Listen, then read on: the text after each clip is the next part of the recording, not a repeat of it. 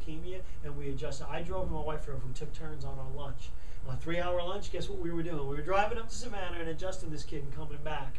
And he got out of the hospital in a week. They told him he had a 30% chance of surviving. He was out in a week. He was out in a week. Okay? We were driving up. I was like, this isn't happening on my watch. That's because I knew this happens. That you can raise the white blood cells and you can get somebody healthier just by giving them an adjustment. I knew this. So it causes a respiratory burst following the chiropractic adjustment. The burst is needed for our immune cells to destroy unwanted foreigners, invading viruses, and the wrong bacteria. So when I tell you you got a cold, you need to come in and get adjusted. Does that make sense now? Right? That it's going to help you beat that cold. You're going to get better faster. Don't tell me, oh, I'm sick, I don't want to come in. No, that's exactly when you need to come in, right, guys? So, you know, this is research done. Every single nerve fibers go to every single organ, and every single organ system is under the control of the immune system. If anything interferes with those systems, with your immune system and your nervous system, your interleukin-2 drops. So anything interferes with your nervous system or your immune system, interleukin-2 drops. Okay? So you got to make sure you're getting adjusted regularly. Now, out of all the things that I've mentioned, eating right, exercising, detoxifying your body, making sure you're getting all the right proteins put in there, making sure you're doing all these things, which one of these is the easiest? Getting adjusted, guys. You know, coming in here and getting adjusted in 5 minutes, right? And which one has some dramatic blood work results?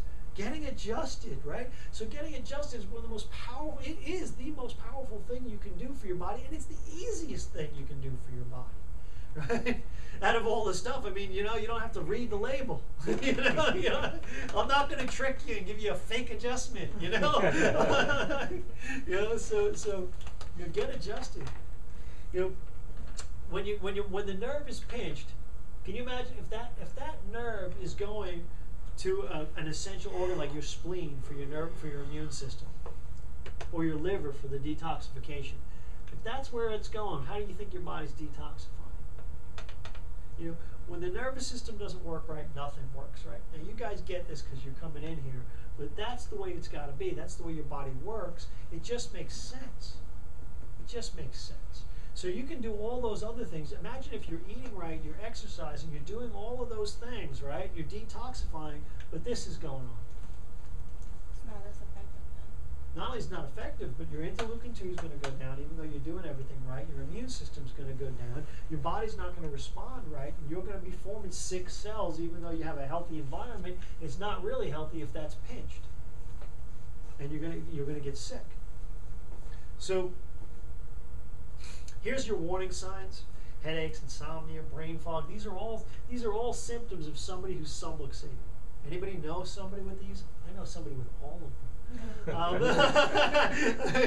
Anybody know somebody with these?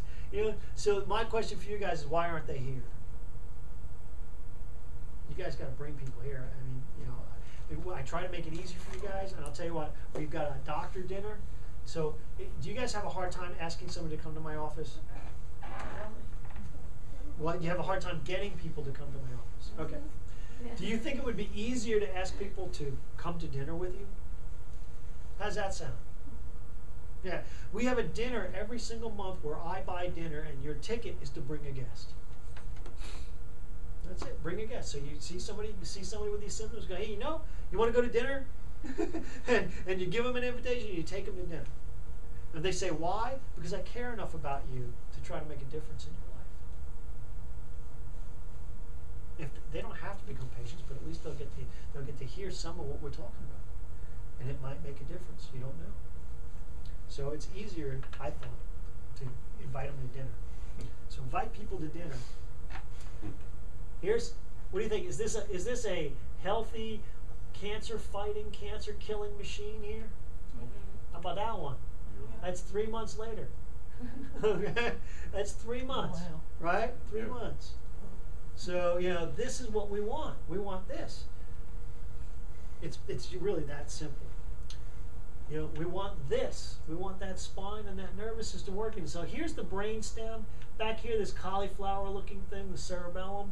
And here's that top bone on your atlas. It's right there, right there.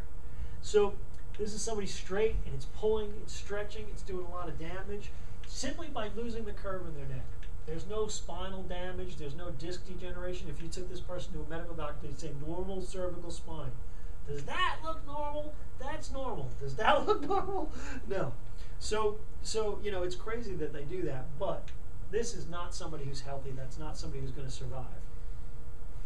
The only cure is don't get it.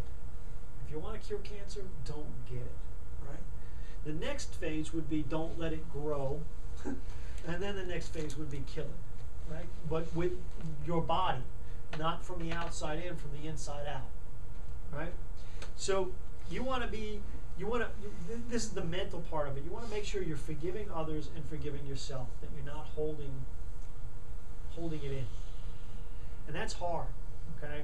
I have a lady who's been chronically ill, and she was abused as a child, and I told her she had to apologize to the person, not apologize, but she had to forgive the person who abused her. She said, I can't. I said, that's why you're sick. It really was.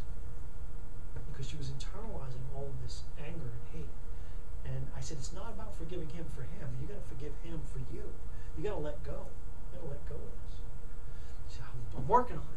She said she knew it. She said, I know you're right. I'm working on it. She said, it's real hard to do that. So you got to forgive others and forgive yourself. You got to confront your problems. Don't pretend that they're going to go away by ignoring them. They only get worse, right? You got to take care of yourself. It's not selfish to take care of yourself. When you take care of yourself, then you're there for others.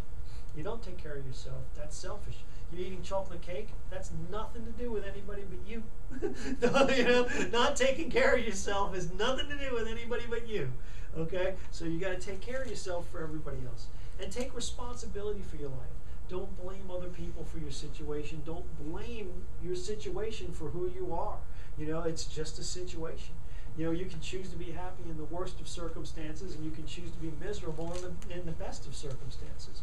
You take responsibility for your life and for who you are, and become a positive thinker. Choose to be happy. Choose to be positive. We've got a bag of rubber bands up there that we've been giving out to people. Every time you think negative, you snap that rubber band and say the positive. And it works. It really does. So yeah, because there's a neurological response that sets up in your body when you snap that rubber band and you get that pink, and then you say the opposite of what you were thinking. So you say, I'm not a morning person. I love getting up in the morning because it sets me up for the day. Right? That's just how you do it. You go, every time you catch yourself saying something negative, pow, and you say the opposite. And it works. But that's just a tool to help you become a positive thinker. Being a positive thinker is a habit. And you are your habits. You are your habits. So develop good habits and be a good person. Develop positive habits and be a positive person. Don't be doom and gloom. It doesn't get you anywhere. It doesn't help. No, it doesn't help. It doesn't help. So, and the don't get it plan. Okay. So this is the don't get cancer plan, not don't get chiropractic plan. This is the don't get cancer plan, okay? So in order to not get cancer, I just showed you how that raises your interleukin-2, it helps your respiratory response, it helps balance your hormones. Getting adjusted is amazing in so many different ways that they haven't even figured out how to measure them yet. So you guys, getting adjusted is key. You guys are here, I'm preaching to the choir, but think about that. How many people you know that aren't getting adjusted? How many people you know that aren't doing this? There's just too many people that aren't getting it. And they're getting sick. And that's why it's the #1 killer in kids. That's why it's the #2 killer in adults. It's why it's going to be up 75%. We can change all that. We can change all of that.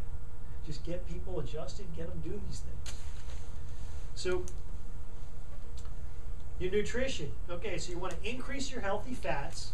Okay, that's that omega-3/6 ratio, and taking those tuna omega oils, and we've got the oils and stuff, but you want to increase your healthy fats. Okay, you want to moderate your protein, but you want to intake protein. You want to eat more protein than carbohydrates. You want that to be your main source of fuel. You want to eliminate grains, sugars, and limit your fruits. So you want to follow the core plan if you're healthy. and you want to follow the advanced plan.